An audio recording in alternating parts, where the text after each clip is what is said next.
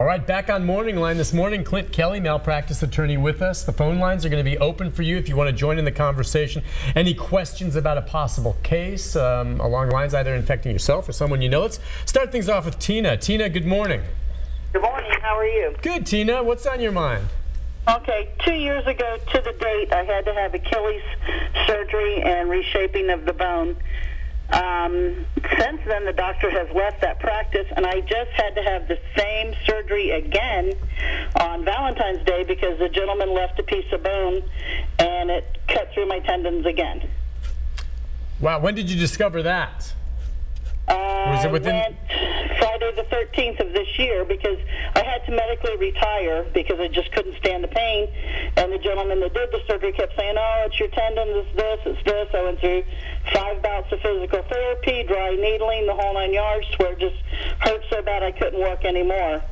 And then it just kept on and on and on. I worked through the holidays and couldn't stand it, so I went to a doctor, took an x-ray, and sure enough, there was a piece of bone lodged in my tendon from where it had been reshaped. Tina, what's your prognosis now that you've had the additional surgery? What's the outlook for you? He said he couldn't make me 20, but he could, get it back to where I could go back to work again. All right. It sounds like, Nick, this is one of those situations. Remember, I don't know if we've really taken the opportunity to find what these cases are. In my judgment, a viable case is a major medical mistake that causes a major medical injury that's permanent. Unless you can fit those two requirements, in my judgment, you can't win these cases, or the likelihood is very low. Tina's fortunate in that this was discovered in time for her to be fixed as best as she can be fixed. In other words, she's going to be able to return to work. And she's one of the lucky people. The cases I take are the ones where they can't go back to work, or they can't perform the daily functions of life because whatever has been done to them is so bad that it can't be repaired. Right. So in your case, Tina, I mean, your foot will function. You see, you understand what he's saying there. It does appear as though a wrong was done you, but the damages were not great enough. Do you understand? Oh, absolutely. Yeah, I mean, I hear what it's clearly. By the way, let's just say she said that I've lost the use of my foot, and thankfully you did not. She was within the statute of limitations. Even though that surgery was 2 years ago, she wasn't able to discover it until this year. Yeah, let's use her as an example because it's a good one because we were about to talk about that. The statute of limitations in Tennessee is the time that you have to file a lawsuit. And in Tennessee, you must give notice of intent to sue within 1 year from the date that you discover that you've been injured as a result of a medical mistake. So if you learn that or you suspect that you've been injured as a result of a medical mistake, the clock starts ticking at that moment, and you have up to 365 days in which to give notice to the healthcare provider of your intent to sue, or you'll never get to bring your case in court. And that's why it's so important to do like Tina did, and pick up the phone and call to have your case evaluated, not wait to see if you're going to get better, or not wait to see if your family or people around you are going to approve of the case. You need to call immediately, or else you may not get your day in court. Tina, I mean, are you wondering if you have any recourse beside, I mean, I'm wondering for her, aside from maybe not having a malpractice lawsuit, I mean, there's been some expense because of this. Is that something she could seek to recover? But again, is that what you're thinking of doing, Tina? Well, I've lost 2 years of wages. We're going on 3 now. I had 15 years with my company before I had to medically retire. I'm just mad because I feel like I have no recourse because of the thing he did to me. Yeah. Okay. The system that we have right now, Nick, is so tilted in favor of doctors and hospitals that Tina is not going to be able to get any relief until the law is changed, until the law creates a way where people like her can get compensation for injuries that aren't permanent, and they can be a cost-effective way of bringing cases. She's not going to be able to get compensation, and people like her aren't. The only thing I can tell people, and I do it all the time publicly, is call your legislator, your senator, your House representative, and say, I want laws that favor patients in medical negligence cases. I want more of them. No more laws that favor doctors and hospitals. We want laws that are favorable to patients.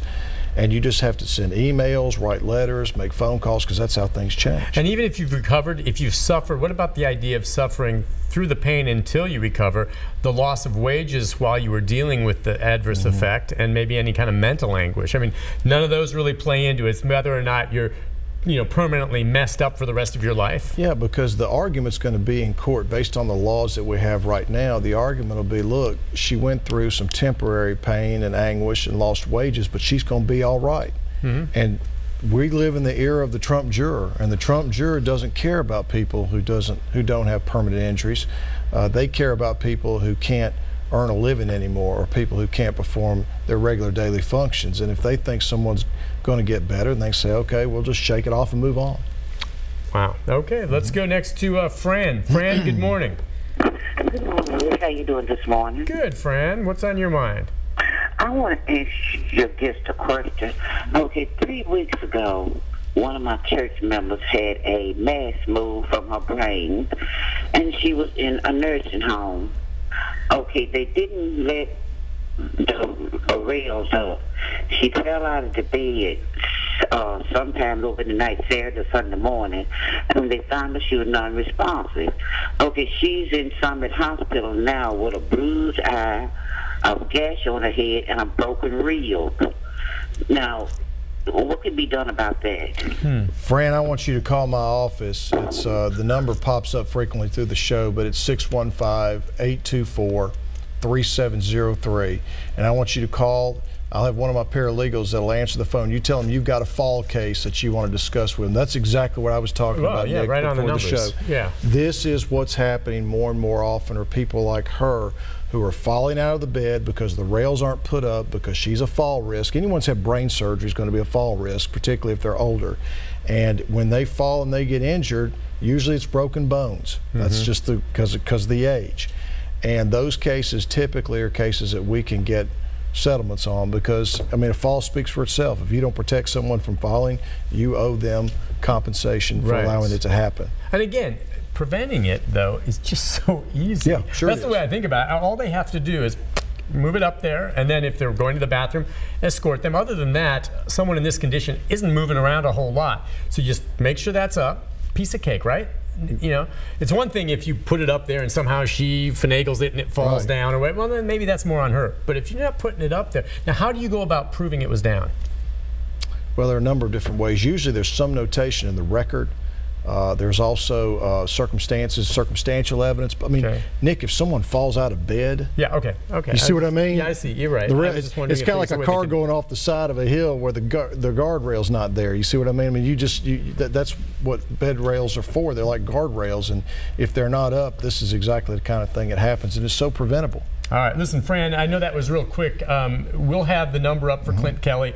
And as you said, call your staff their answers and say that she's calling about a fall case. About a fall case, and give the report to one of my paralegals, and we'll have Nurse Kathy look at it. And if it's what I think it is, it may be a viable case. Yeah, it might be able to help out your friend from church then, Fran. Thanks for the call. That number will go back up in a moment again. Let's squeeze in Brian. Brian, good morning. Hey, Brian. The lawyer says the Trump juror. That's pretty fine. Yeah, what do you mean, the Trump juror? Trump juror. What does that mean? Trump juror. That's pretty fine. Yeah, I know, but hang on. What does that mean? Trump juror is the Trump juror is someone who, basically, in my judgment, is a person who says, "Get over it. Just get over it." They require a higher burden of proof in trials. They tend to favor the doctors in the hospitals. They are the doubting Thomases, if you will, on the jury. You're not referring to Donald Trump. No, I'm talking about people. That's what he was referring to. See, I knew that, meaning that the person who's the Trump card kind of. They're angry. Yeah, they're angry. Okay, yeah, but that was a term not affiliated with. Yeah, that's what he was referring to. You're calling it like Donald Trump. Yeah, you have to tailor your case to appeal to the Trump juror, and the Trump juror expects certain things out of lawsuits, and you can certainly win a case with a Trump juror. But what I'm telling you is, in the era of the Trump juror, a case with someone with temporary damages or someone who doesn't have good proof of medical mistakes going to lose. Yeah, no, I understand. Okay, I'm sorry. Now go ahead, Brian. Go ahead. I just want to clarify. I caught the same thing you did. I knew I shouldn't have heard that monkey rat shit. No, that's all right. I was thinking the same thing. I just hear that. My ears like, Trump, what? Sure, right. I got you. So, yeah, I'm like a beagle. So the 1 year limit thing. Now, from what he just said, he went over it. He went over really quickly when he said it. But it's not 1 year from the time of the procedure, it's 1 year from the time that you realize you have a problem from that procedure, and then you report it, as long as it's within a year of realizing it. And then I got a couple other things. What do you think about MRSA? That's been going on for a while. The constables not keeping themselves clean and that happening. And that's something very preventable. And the third thing, which is where Ken and me, I mean, Nick and me are all over, is this opioid thing. Could any doctors be sued for getting patients addicted to opioids when they knowingly know that this patient is doctor shopping and he's in trouble? Yes. No, you're right about that. All right, let's take these in order. Okay. Brian is correct. It's the date that you discover that you have been injured as a result of a medical mistake. That's when the clock starts ticking. You have 1 year from that precise moment to what's called serve pre-suit notice, which can be a letter or some type of contact with the doctor. Then saying, you're on I'm the clock. You've locked yourself in. Once you discover, you're on the clock. Okay. 1 year. That's why you don't wait. You pick up the phone, you call. Gotcha. MRSA is a consistently bad problem in hospitals. It is preventable to an extent. The problem, Nick, and you and I have talked about this a lot, hospitals are dirty places. And so anytime you go into a hospital, have some type of surgical procedure, you are exposing yourself to the risk of MRSA. The actual getting MRSA in and of itself is not a product of a negligent act in general. The negligence comes when the hospital or the healthcare providers fail to diagnose the MRSA in a timely manner, where you get sick, you have fever, you have redness, and they let the MRSA get out of control, because you can deal with it on the front end if it's a campfire. When it becomes a forest fire and becomes life-threatening, or you could lose a limb, that's when you may have a case if someone fails to diagnose it.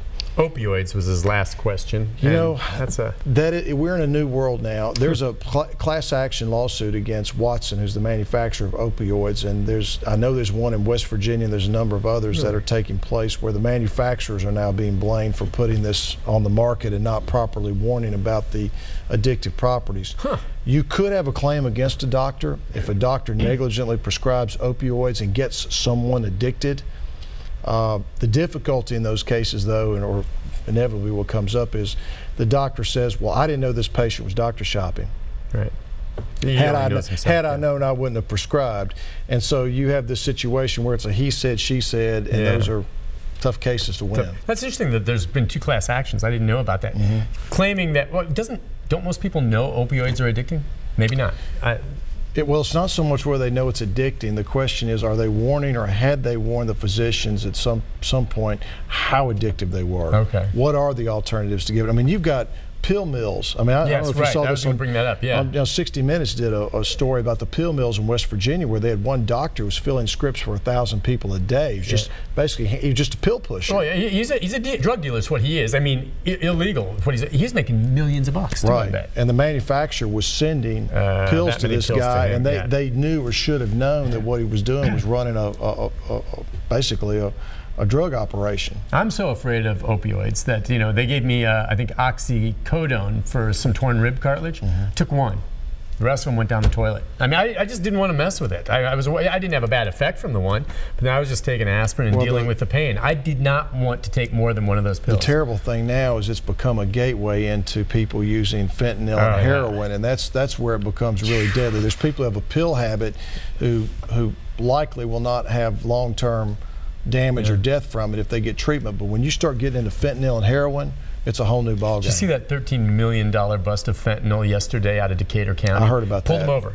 $13 million worth of because a little bit of fentanyl gets mixed with others and they can sell it on the streets, and that stuff, you're right, it's really bad. Listen, on that note, we'll take a quick break. As we go to the break, let me just give it out again for Fran, who called earlier, and we'll give it again at the end of the program. But there it is, the phone number for Kelly's firm, where we can only go so far with you here, but if you have a legitimate case that we maybe can follow up on, I know that your staff will take the call at 824-3703.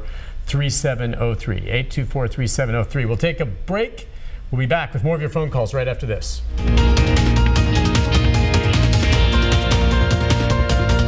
This is